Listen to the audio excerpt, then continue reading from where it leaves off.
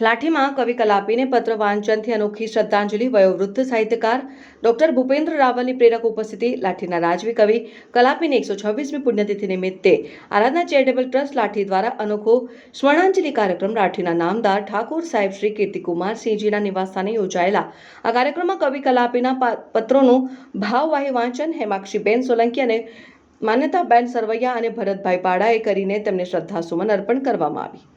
આ પ્રસંગે મુખ્ય અતિથિ તરીકે ઉપસ્થિત જાણીતા સાહિત્યકાર ડોક્ટર ભૂપેન્દ્ર રાવલે જણાવ્યું કે કલાપીના પત્રો એ માત્ર પત્ર વ્યવહાર નહીં પણ કલાપીને જાણવા માણવાનું ઉત્તમ સાહિત્ય સર્જન છે। જ્યારે આરાધના ચેરિટેબલ ટ્રસ્ટના પ્રમુખ હિતેશભાઈએ જણાવ્યું હતું કે કલાપીના પત્રોમાં કલાપીનું સંવેદનશીલ હૃદય પ્રગટ થાય છે। કલાપીએ પોતાના મિત્રો, પત્ની આનંદીબા, રમાબા અને પ્રેયસી મોંઘી ઉર્ફે શોભનાને કાશ્મીર અને માથેરાનના પ્રવાસ દરમિયાન લખેલા પત્રો આજે ગુજરાતી સાહિત્યની અમૂલ્ય ધરોહર સમાન છે। કવિ કલાપીના રસિક અને લાગણીસભર પત્રોએ ગુર્જર સાહિત્યને વધુ સમૃદ્ધ બનાવ્યું છે। ડોક્ટર મુકેશભાઈ ત્રિવેદીએ પણ કલાપીના જીવન કવન પર પ્રકાશ પાડ્યો હતો। આ પ્રસંગે લાઠીના અગ્રણી વેપારી શ્રી જયેશભાઈ ઠાકર, લાઠી શહેર ભાજપ પ્રમુખ શ્રી ધર્મેશભાઈ સોની, વીર હમીરસિંહજી, નાટકના કલાકાર શ્રી ભાવેશભાઈ રંગપરા, શિક્ષક CM સોલંકી તથા પંકજભાઈ રાઠોડ સહિત અગ્રણીઓ અને સાહિત્ય પ્રેમીઓ ઉપસ્થિત રહ્યા હતા। કાર્યક્રમનું સંચાલન ટ્રસ્ટના મંત્રી શ્રી રાજુભાઈ રેઝિયાએ કર્યું હતું અને સ્વાગત શ્રી ભરતભાઈ પાડાએ અને આભાર વિધિ એડવોકેટ શ્રી હરેશભાઈ સેજુએ કરી હતી। કાર્યક્રમને સફળ બનાવવા શ્રી ધીરુભાઈ ગાંગડિયા, મનુ બાપુ ગોસાઈ અને શ્રી દિનેશભાઈ લાઠિયાએ જહેમત ઉઠાવી હતી। રિપોર્ટર સમીર ખોકર, અમરેલી।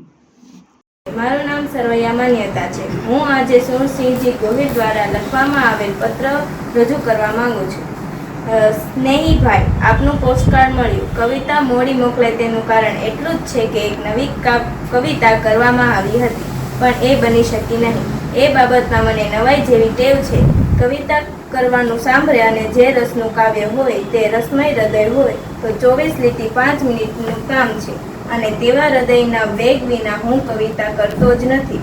તો પણ આપ એક નવું કાવ્ય સ્ત્રગધારા વૃત્તનું એક પ્રેમમય પ્રભાત વાંચશો અને તેનું તેમજ આજના કાર્યક્રમમાં બંને બાળાઓએ આ લોકોની વચ્ચે આવી અને નાની વયે કલાપીજીના લેખિત પત્ર હતો એને વાંચી અને આપણી સામે રજૂ કરી એને એક પ્રેરણાદાયક હિંમત એટલે ખાણીપીણી તૈયાર છે પણ અહીંયા તો સાહિત્યના મુસાફર હતા બોલવાનું ના હું કામ પડી કે શ્વાસ ચડે પણ તે પંખીની ઉપર પથ્થરો ફેંકતા ફેંકી દીધો।